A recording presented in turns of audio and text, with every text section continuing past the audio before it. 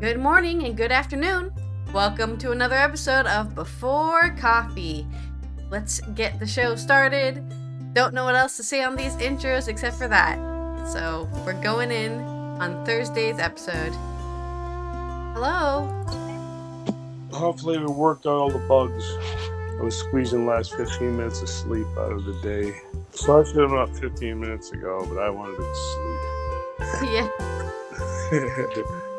Going to bed at 2 a.m. has its downs. Right, Yeah. Back. Right, man.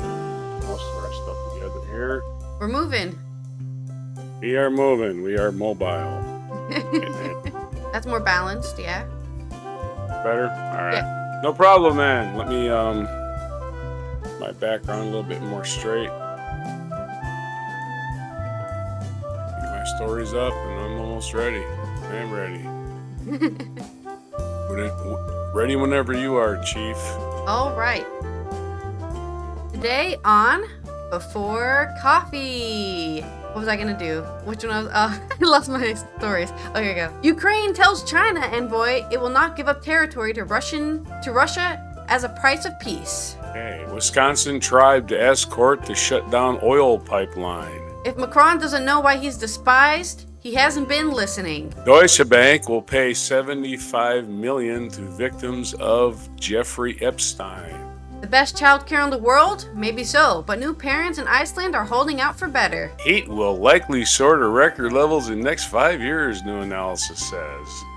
Today on our hot planet on May 18th, 2023 edition of Before Coffee.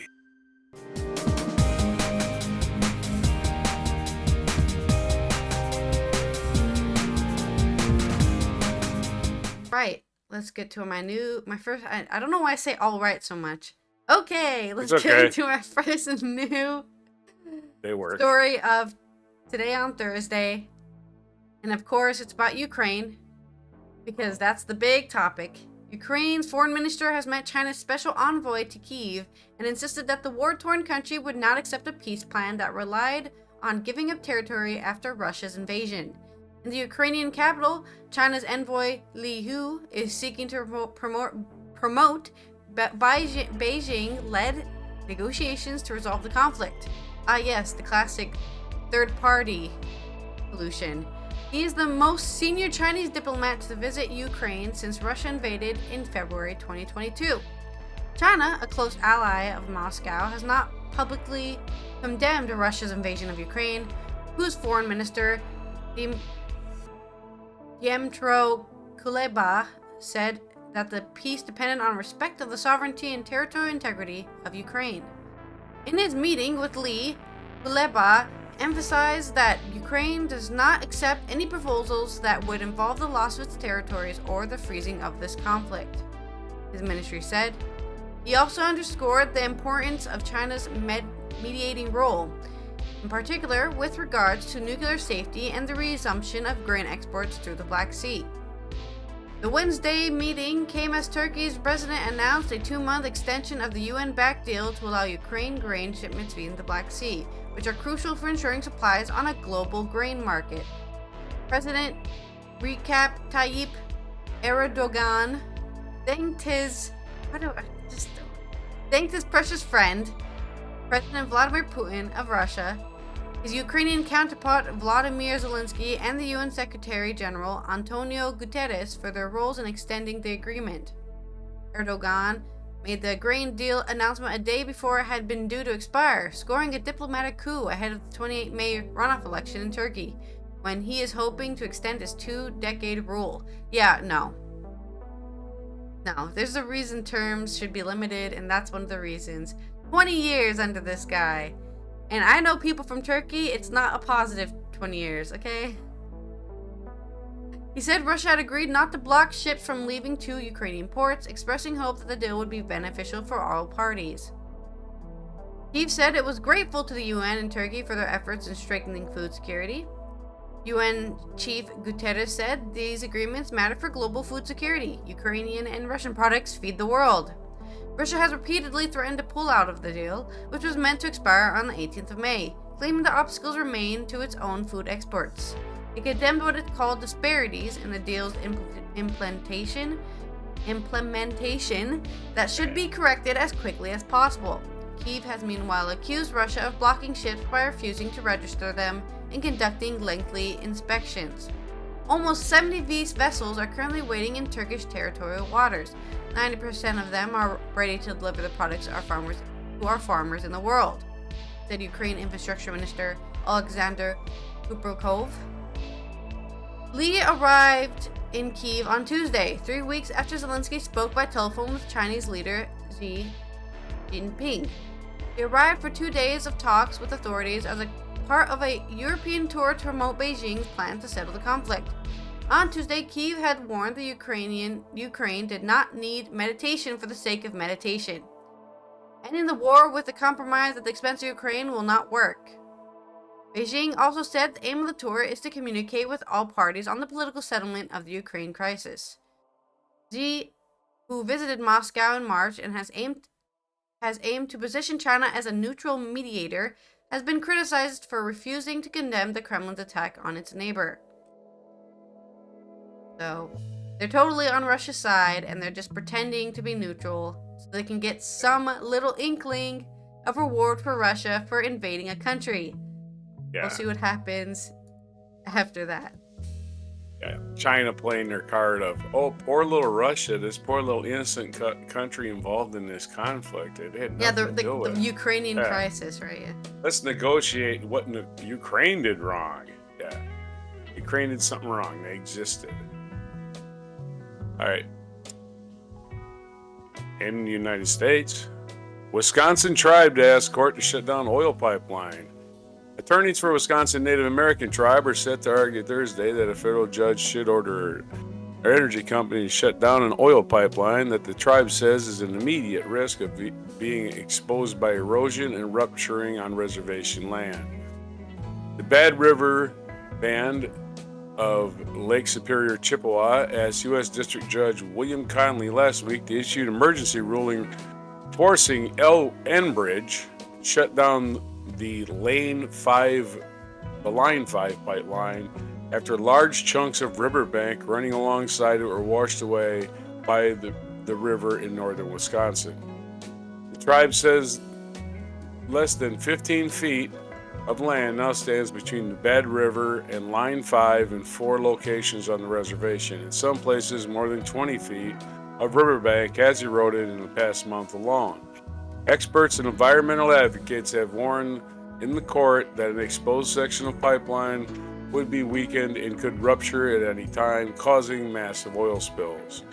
Enbridge engineers contend that there's almost no chance the pipeline will be exposed by erosion, let alone rupture in the next year. The company said in court filings that the tribe hasn't cooperated with its request to line the riverbank with sandbags that would protect against erosion. No, you tribe people gotta protect your own land from our pipeline. Enbridge also asked the tribe on Monday for a permit to install stabilizing barricades made of trees along the riverbank.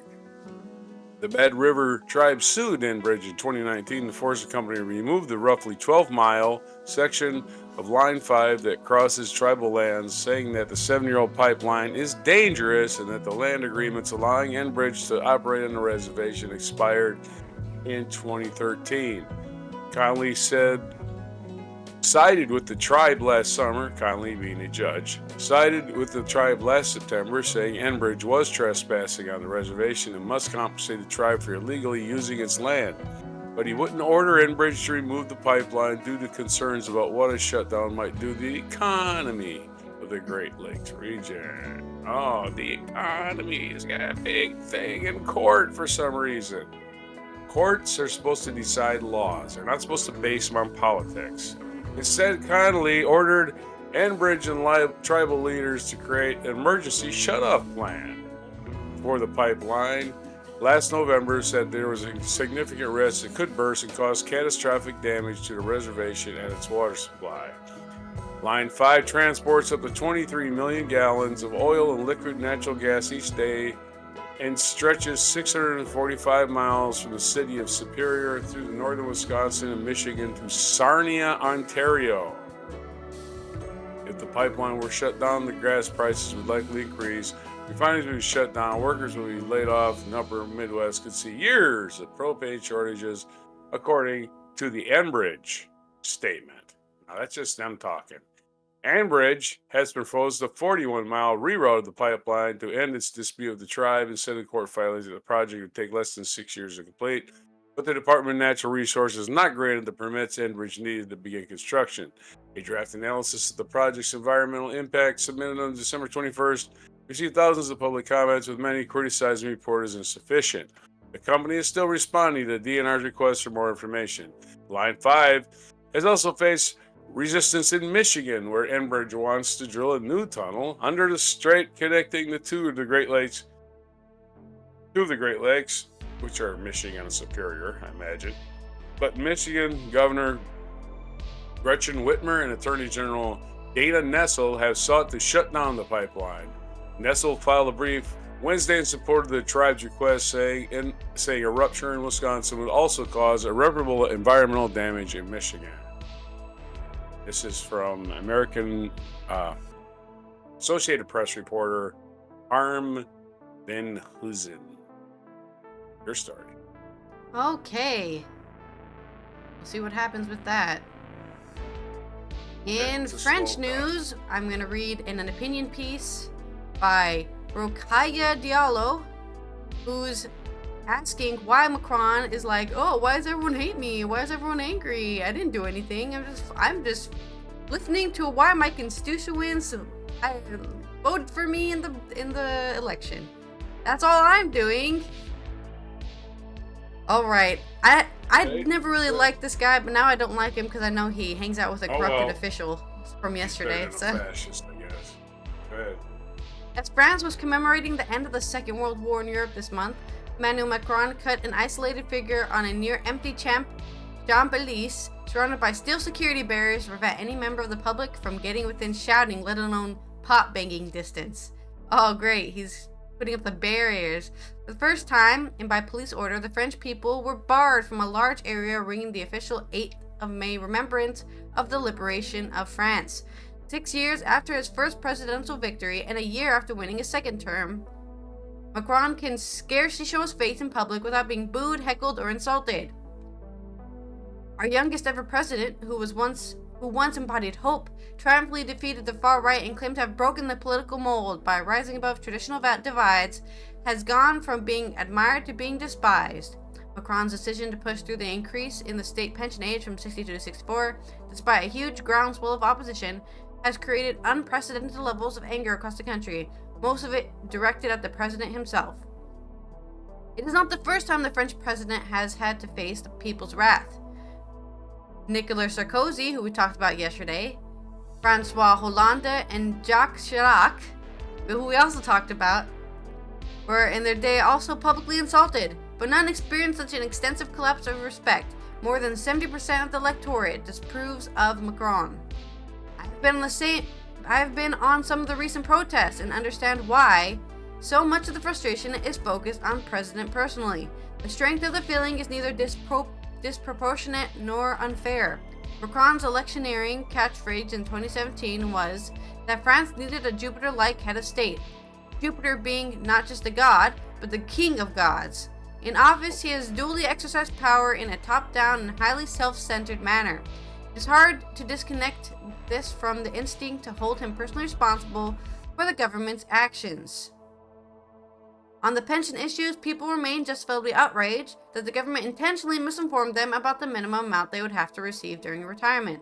There is no alternative, Macron says, yet, as economists have shown, alternative ways to fund the pension system were available. Macron famously did away with French wealth tax and slashed corporate taxes after being elected. Decisions now borne by the working population.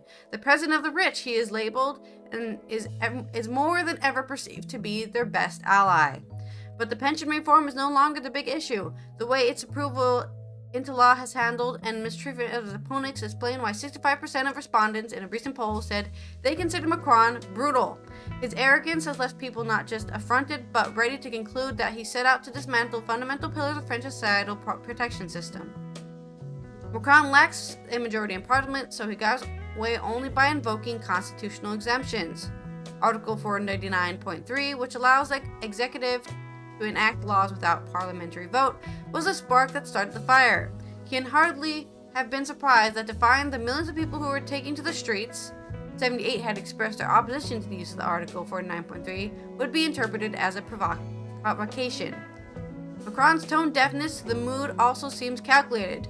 On the eve of some of his biggest nationwide strikes in March, he went on a daytime TV slot for which the average audience age was at 68, already retired.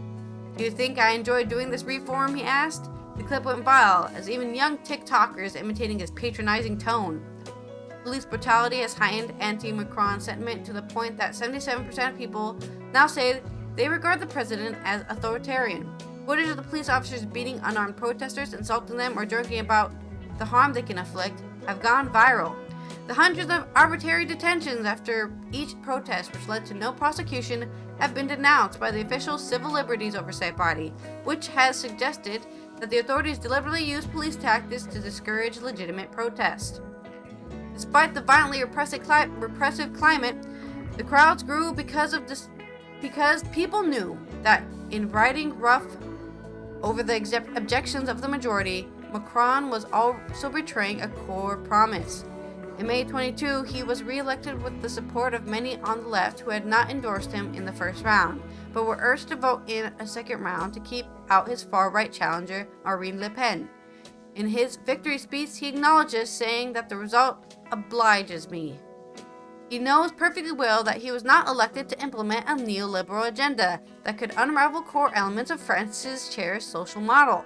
There is no greater sign of his contempt for those who helped his return to power than this willingness to force through an unpopular reform backed by a brutal police force.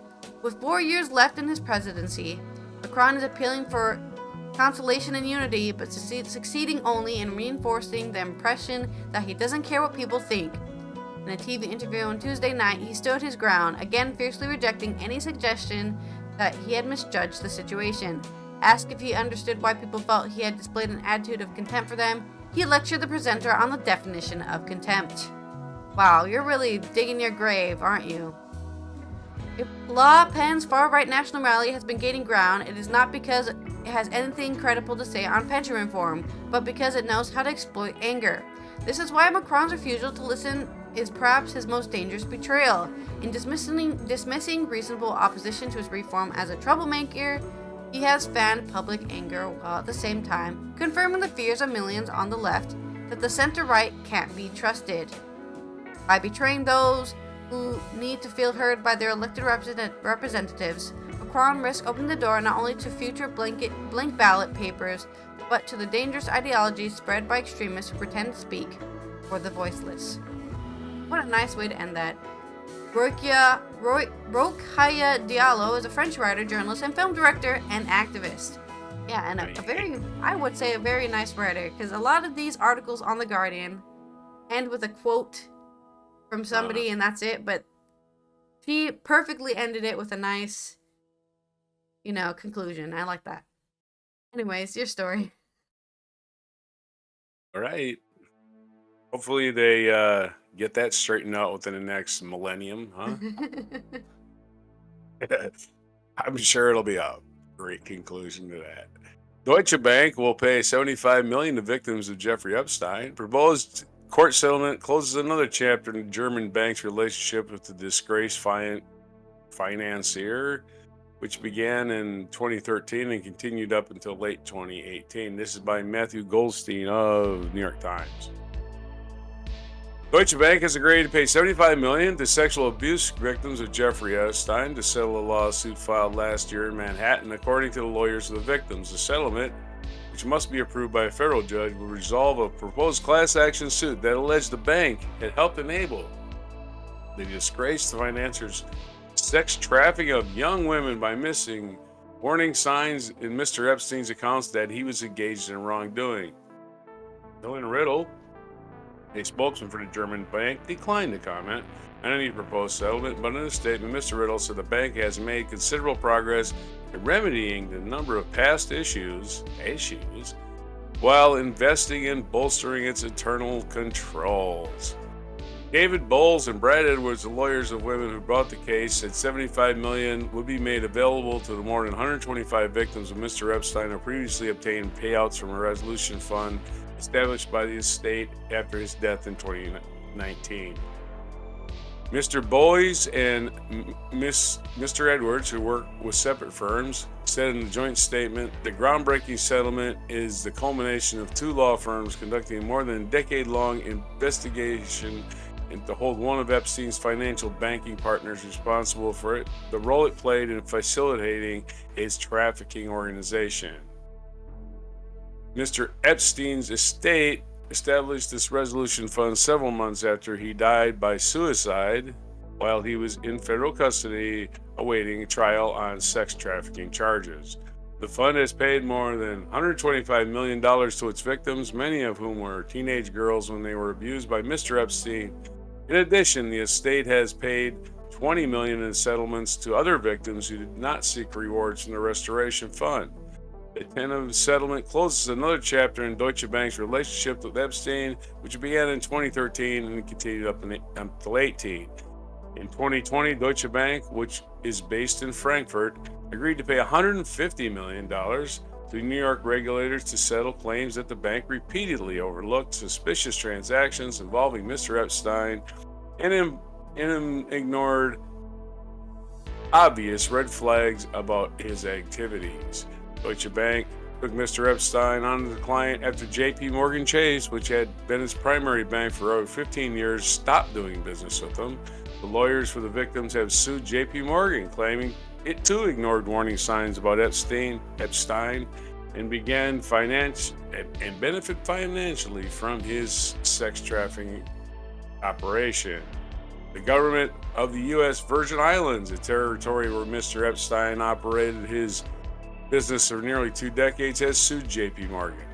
Last year, Mr. Epstein's estate agreed to pay $105 million to the Virgin Islands to settle a lawsuit brought by the government to recover tax benefits it had awarded to one of Mr. Epstein's businesses in St. Thomas. In 2008, Mr. Epstein pleaded guilty in Florida to a charge of soliciting prostitution from a teenage girl and was ordered to register as a sex offender. But the guilty plea did not stop the rich and famous, including a number of wealthy men, from continuing to socialize with him at his Manhattan townhouse and other residences. Yeah, that was the end of that story. And that 2000 plea deal was really what landed him hot water because it was a real sweetheart deal. Yeah. Basically, house arrest. Oh, wow. Yeah. Well, at least he can't hurt anybody if he's stuck in his house, I suppose. Well, he's definitely not hurting anybody now. Okay, in my next story, let's talk about the best child killed in the world. Or is it? Even in forward-thinking Reykjavik, finding a preschool place for the youngest infants is tough. Parents explain why. This is from Sarah Marsh in Reykjavik. In a bright, bunting-filled community hall in central Reykjavik, Egert Harrison bounces his 17-year-old son, Mosi, on his lap as they sing the Icelandic version of Row, Row, Row Your Boat, accompanied by an acoustic guitar. Oh, I want to hear that now. Let me look that up. Iceland, Row, Row, Row Your Boat. It's mid-morning on a Thursday, and Harrison is not the only dad who is off work to attend the council-funded playgroup. Half the room of 30 people are fathers, not unusual in a country considered to have one of the best child care policies in the world, as well as a 6 months leave for both parents at 80% of the pay, with 6 weeks extra to share between them. Child care is heavily subsidized by the government, yet parents and policymakers are pushing for more.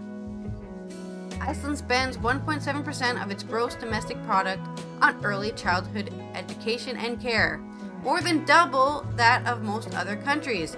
That leaves Icelandic families spending only around 5% of their income on childcare. An average full-time 8-hour-a-day preschool place, including meals, costs about $200 a month.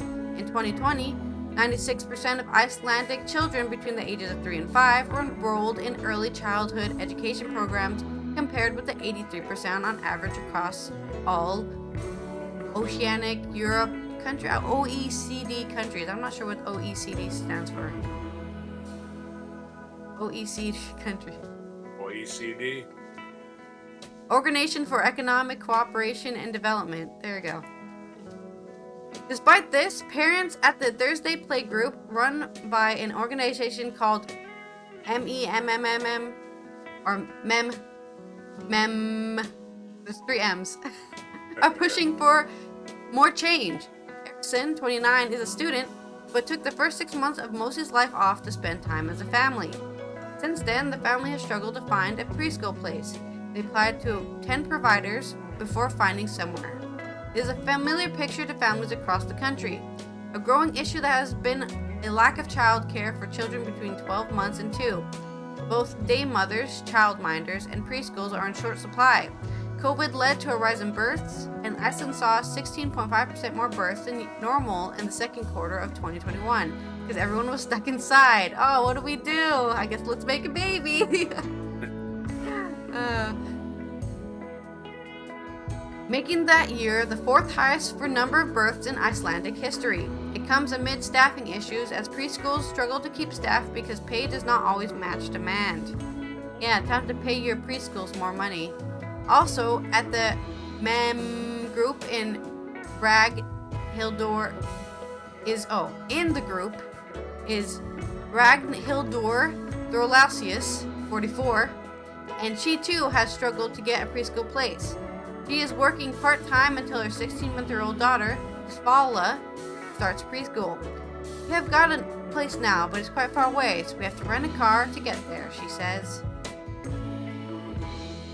The main problem is lagging behind in repairing old-school buildings, says Les Kolf, council member in Reykjavik. After the financial crisis in 2008, these buildings were not preserved and no new buildings were built. There is also a shortage of qualified early years teachers. You train at university for 5 years to become a preschool teacher. That is a long time for the comparatively low wages you get. This is despite the fact that the average pre-primary teacher salary among those between 25 and 64 is one of the highest. Some are now calling for total leave for parents to be extended from 12 to 18 months so that they can cope with the lack of preschool places. Some also want the cap of 600,000 Icelandic kronur, or 3,500 pounds, a month before taxes on the amount people can receive while on leave to be increased as the cost of living rises. According to a recent academic paper, parents who had a child immediately after the father's quota was introduced were considerably less likely to divorce than parents who had a child just before the law was implemented. About 80% of men take paternity leave. Men have spoken of the huge benefits of spending more time with their children. Bjorn Balderson says he believes it helped his wife, who experienced postnatal depression with their first child. The 30-year-old air traffic controller took a little time off when his son was born, but took 6 months when his daughter. I saw a massive change in how I was feeling and developing as a father, but also saw a change in my wife. I have been looking into it, and it lowers the risk of postpartum depression if a partner is active. Oh my, having a support system and somebody there to help you if you feel bad? Wow, what a concept. Good thing somebody did a study on this to make sure it was true. When asked whether they have the best child care system in the world, often the perceptions of outsiders, many Icelandic parents say they are unsure. Perhaps it is a mark of how far they have come, but they aren't willing to accept anything less. Right, so, yeah, I agree with this. I think, well, as somebody who is not very pro-capitalism, it's really messed up life, right? People think the only thing that matters is making money and the economy, but what actually matters is living. And you can't live if you're out there working 24/7 and you're like, oh, I have children? I thought you were 2. Oh, I'm 12 now, Dad, and I hate you because you're never around, you know, like. Yeah, Iceland's like a little mini laboratory for this stuff, right? Totally experimental, they can do this. Yeah. Yeah, they can do this at a small scale, you know, and say, hey, it works, and we can go there. This is a good example of how to do things, hopefully. All right, And as it really ain't going to matter because we're just baking and we're all going to die because the planet is getting hotter. This is New York Times story, Brad Plummer. The global temperatures are likely to soar in record highs over the next 5 years, driven by human-caused warming and climate pattern known as El Nino. Forecasters of the World Meteorological Organization said on Wednesday. The record for Earth's hottest year was set in 2016. There is a 98% chance that at least one of the next 5 years will exceed that. Forecasters said, while an average from 2023 to 2027 will almost certainly be the warmest 5-year period ever recorded. This will have far-reaching repercussions, if you're a percussionist, for health, food security, water, and management of environment, said Peter Tallis, Secretary General of the Meteorological Organization. We need to be prepared. Why it matters. Even small increases in warming can exacerbate the dangers from heat waves, wildfire, drought, and other calamities, scientists say. Elevated global temperatures in 2021 helped fuel a heat wave in the Pacific Northwest that shattered local records and killed hundreds of people. El Nino conditions can cause further turmoil by shifting global perception patterns. The Meteorological Organization said it is expected to increase summer rainfall over the next 5 years in places like Northern Europe and in the Sahel in sub-Saharan Africa, and reduced rainfall in the Amazon and parts of Australia. No! The organization reported that there's also a 2/3 chance that one of the next 5 years could be at average 1.5 degrees Celsius or 2.7 degrees Fahrenheit hotter than the 19th century average. That does not mean that the world will have officially breached the aspirational goal in the Paris Climate Agreement of holding global warming to 1.5 degrees Celsius. When scientists talk about that temperature goal, they generally mean a long-term average over, say, 2 decades in order to root out the influence of natural variability. Many world leaders have insisted that the 1.5 degree limit to keep risks of climate change to tolerable levels, but nations have delayed so long in making the monumental changes necessary to achieve this goal, such as drastically cutting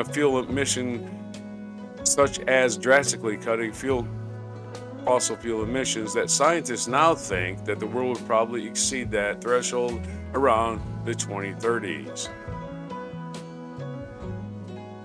Global average temperatures have already increased 1.1 degrees Celsius since the 19th century, largely because humans keep burning fossil fuels and pumping heat-trapping gases like carbon dioxide into the atmosphere. While the overall upward trend is clear, global temperatures can bounce up and down a bit from year to year because of natural variability. For instance, a cyclical phenomenon in the Pacific Ocean, the El Nino Southern Oscillation, causes year-to-year fluctuations by shifting heat in and out of deeper ocean layers. Global surface temperatures tend to be somewhat cooler during La Nina years and somewhat hotter during El Nino years. So, little girl cold, little boy hot, I guess. Yes. The last record hot year in 2016 was an El Nino year. By contrast, La Nina conditions have dominated for much of the past 3 years. While they've been unusually warm, they were still slightly below the 2016 levels. Now scientists are expecting El Nino conditions to return later this summer when combined with already rising levels of greenhouse gases in the atmosphere that will most likely cause temperatures to accelerate to new highs. It's going to be a hot time in the old town tonight. Your story. All right. I've been saying this for months now that get ready for a huge lack of food because people won't be able to grow anything. in some places. Yeah. In some places. Or be too wet, as you said, right? The Northern Europe will be too wet. There'll be mass chaos and human suffering. Yay! Go ahead. In culture news, let's talk about Russia again, because they are trying to arrest an Oscar-nominated film producer because he criticized the war. A Moscow court has ordered the arrest of prominent film producer Alexander Rodyanovsky and theater director Ivan Virapav for spreading false information about the Russian army. The initial court hearings against Rodyanovsky and Virapav were held on 27 April, but not reported by the court until Wednesday. According to the court's press service, the two, who are based outside Russia, will be placed in custody once Russian authorities manage to detain them or get them extradited. Russia's Interior Ministry additionally put Virapav on the federal wanted list just for saying the war is dumb. Kiev-born Rodyanovsky. Oh yeah, he's even Kiev-born. He's from Ukraine, and you want him to be like, no, that's totally wanted. Okay. Has been the most influential figures in Russian cinema in recent decades. He left Russia days after the start of the country's full-scale invasion of Ukraine in February 2022, and has repeatedly spoken openly against the war. In October 2022, Russia's Justice Ministry declared him a foreign agent. Okay, so you're just giving him a bunch of avenues to just ask for, like, what is it called? Political asylum. Yeah. The film producer currently splits his time between Ukraine, Europe, and Los Angeles, is reportedly currently at the Cannes Film Festival. A producer of more than 30 films, 4 have been nominated for an Oscar in the Best Foreign Film category: Chief in Love, Est Oust, Leviathan, and Loveless. Speaking to Variety last year, Rodyanovsky said he had completely cut ties with Russia, saying, "I left behind everything. The company, the house, everything that I had." He said he believed a return would only be possible when the war is over, when Putin is over. "I do believe Russia should be punished in many ways. It's deserved." Yeah, no wonder you're on the traitors list. Popular playwright, director, and actor Virapav has been living and working in Warsaw for several years and also spoken in opposition to Russian invasion of Ukraine. Also on Wednesday, a Moscow court handed opposition figure and anti-war activist Mikhail Krieger a 7-year prison sentence. Krieger was arrested in November on charges of justifying terrorism and inciting hatred with a threat of violence, relating to a social media post from 2020 in which he praised the organizers of attacks at Federal Security Service buildings and referred to Russian President Vladimir Putin's hanging. Prosecutors on Tuesday requested a 9-year sentence. In court, just prior to his sentencing, Krieger said he was being prosecuted for his anti-war and now openly pro-Ukrainian position. Since Putin sent troops in Ukraine in February 2022, the government has waged a crackdown on dissent unseen since the Soviet era. They've said that before, but they're repeating it again. They really love saying that line. Since the Soviet era! The Kremlin's sweeping campaigns of repression has criminalized criticism of the war.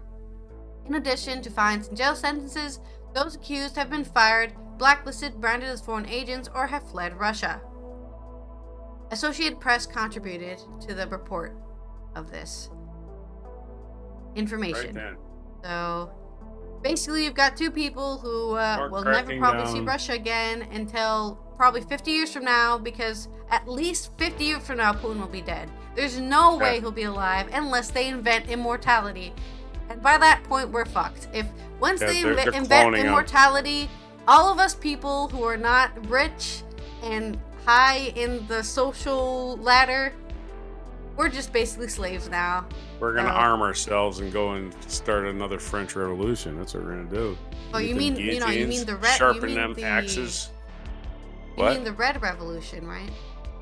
Well, we're just gonna take it over. Whatever it's gonna be. No, I'm talking about the whole world. It's gonna be like, get rid of the old oligarchs.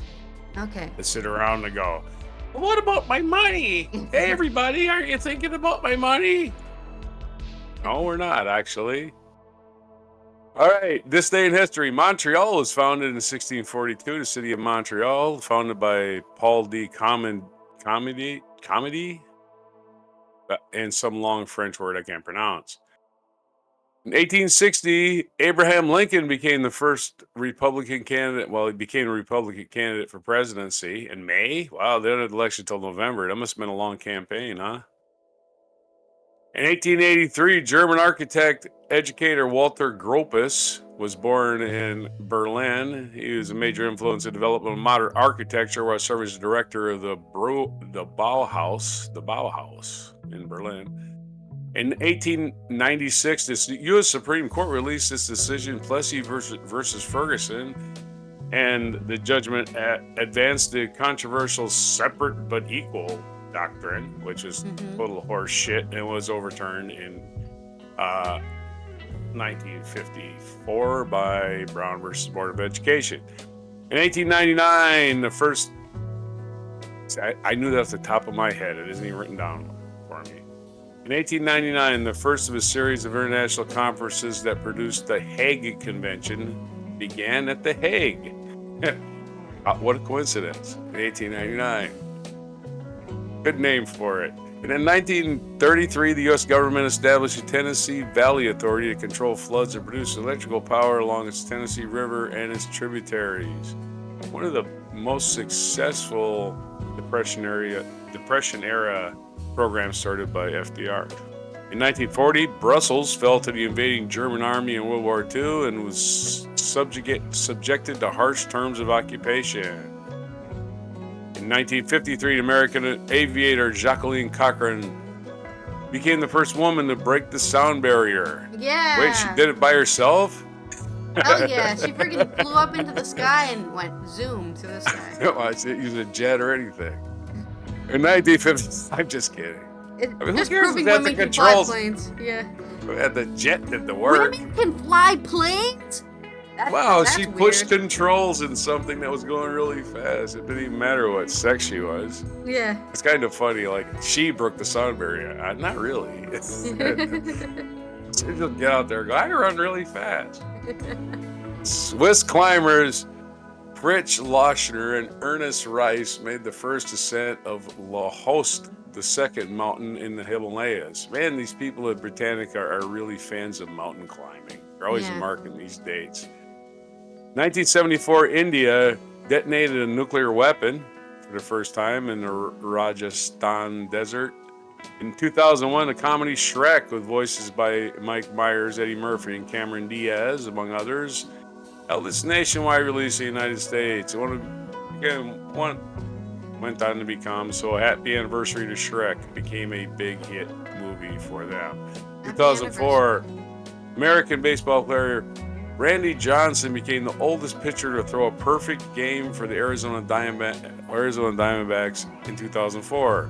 Would have been nice if they would have told me his age. As you're saying, he was the oldest. I mean, the oldest might have been 27 for all we know. I don't know. He was what? 72.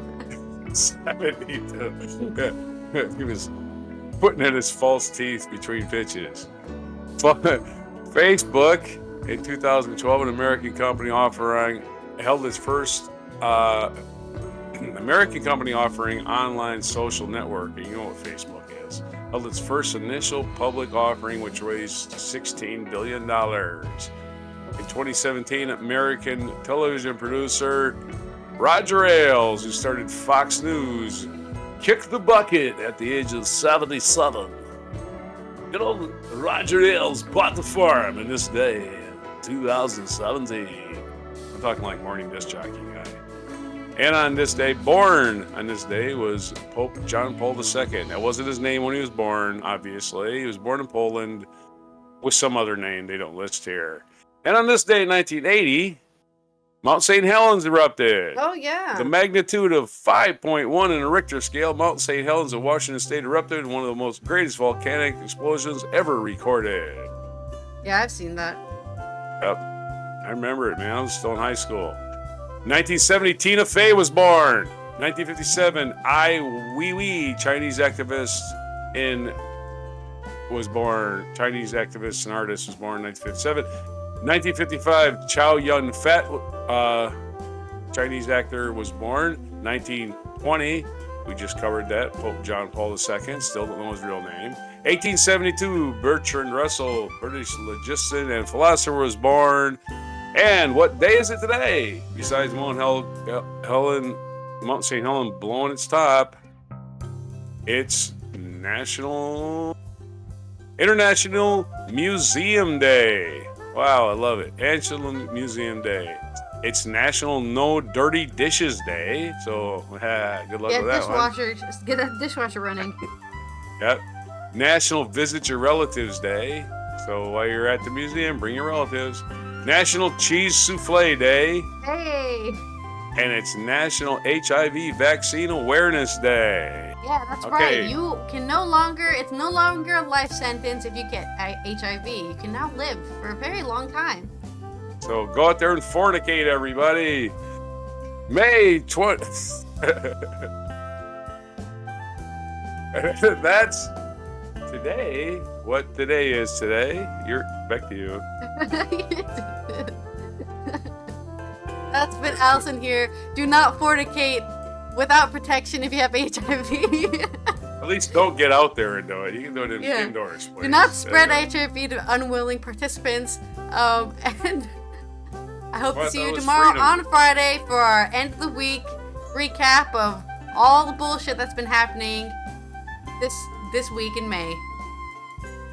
And this is Roger, United States, for this May 18th and a Thursday, May 18th, 2023 edition of Before Coffee.